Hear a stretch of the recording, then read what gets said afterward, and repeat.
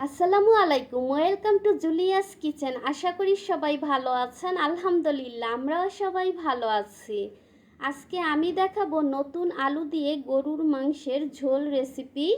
ঝটপট কিভাবে ঘরে থাকা উপকরণ দিয়ে রান্না করা যায়, আমি আজকে সেভাবেই দেখাবো। আশা করি নতুন রাঁধুনি এবং ব্যাচেলার ভাই বোনদের উপকারে আসবে। এখানে আমি গরুর মাংস নিয়েছি। মাংসটাকে আমি ভালো করে ধুয়ে পানি ঝরিয়ে নিয়েছি। এখন আমি চলে যাচ্ছি রান্নায়।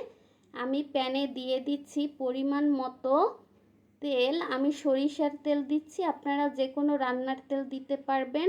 এখানে নিয়েছি তেজপাতা 2টা, দারচিনি 3 টুকরা, এলাচ 5টা, লবঙ্গ এবং কালো গোলমরিচ। আমি এলাচের মুখটা একটু চিড়ে দিয়েছি। তেলের মধ্যে দিবেন, তাহলে কাঁচা গন্ধটা আসবে না। আমি কাটা মশলা দিয়ে আজকে রেসিপিটা তৈরি করব। দিয়ে দিচ্ছি এখানে 1 কাপ পরিমাণে পেঁয়াজ কুচি। পেঁয়াজের পরিমাণ কম বেশি দিতে পারেন।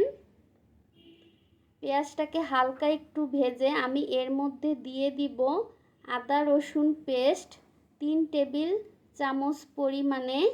এখানে যদি পেস্ট করতে সমস্যা হয় সেক্ষেত্রে একেবারে কুচি কুচি করে রসুন এবং আদা কুচি দিয়ে দিবেন। দিয়ে দিচ্ছি এখন আমি গরুর মাংস, আপনারা চাইলে মাটনও এভাবে রান্না করতে পারেন।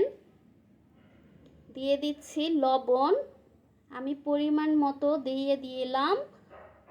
যদি প্রয়োজন হয় পরে আবার চেক করে দেওয়া যাবে, একবারে বেশি দিতে যাবেন না।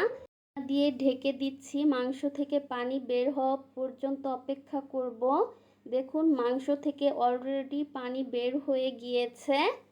এই মাংসটা পানি দিয়েই আমি এটাকে কষিয়ে নিব কিছুক্ষণ।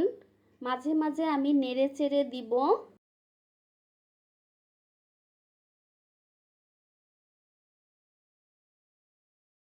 মাঝে মাঝে কিন্তু একটু নেড়েচেড়ে দিতে হবে, নয়তো লেগে যেতে পারে। দেখুন মাংসের পানিটা প্রায় টেনে গিয়েছে। এখন আমি এর মধ্যে দিয়ে দিব 1 চা চামচ হলুদ গুঁড়া, 1.5 চা চামচ লাল মরিচ গুঁড়া,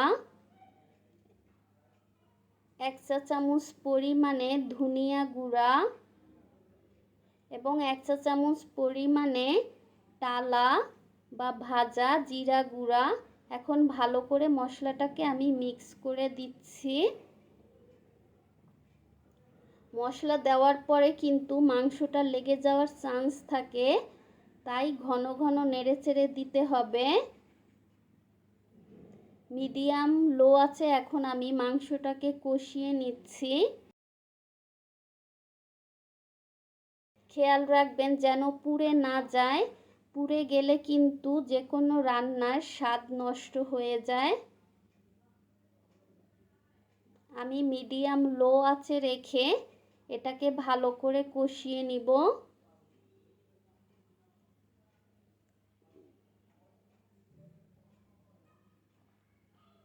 দেখুন এর ঝোলটা ঘন হয়ে গিয়েছে। এখন আমি এর মধ্যে দিয়ে দিচ্ছি গরম পানি।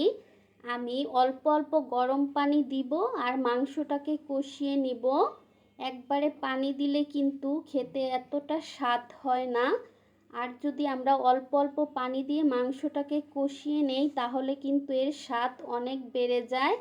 আর প্রতিবারেই কিন্তু গরম পানি ইউজ করবেন। যে কোনো রান্নায় গরম পানি ইউজ করলে কিন্তু মাংসের স্বাদ বেড়ে যায়। আমি আবার পানি দিয়ে দিচ্ছি। এভাবে আমি অল্প অল্প পানি দিয়ে মাংসটাকে কষিয়ে সিদ্ধ করে নিব।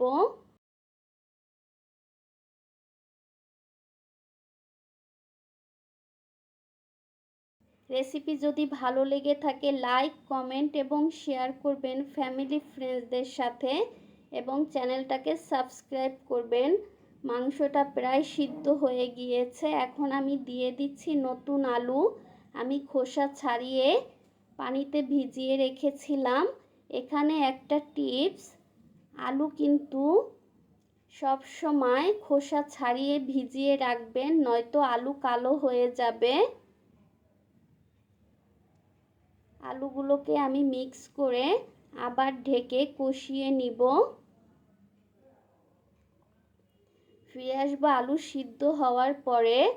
এখন আমি চেক করে দেখব আলু সিদ্ধ হয়েছে কি না। এটা আপনারা ভাত, পোলাও, খিচুড়ি, রুটি, পরোটার সাথে খেতে পারেন। আলু সিদ্ধ হয়ে গিয়েছে। এখন আমি এই যে পানি দিয়ে দিচ্ছি, এটাই পানি দেওয়া শেষ। আর আমি পানি দিব না। এখন যে যেমন ঝোল পছন্দ করেন সেই পরিমাণে পানি দিয়ে দিবেন। এটাও কিন্তু গরম পানি।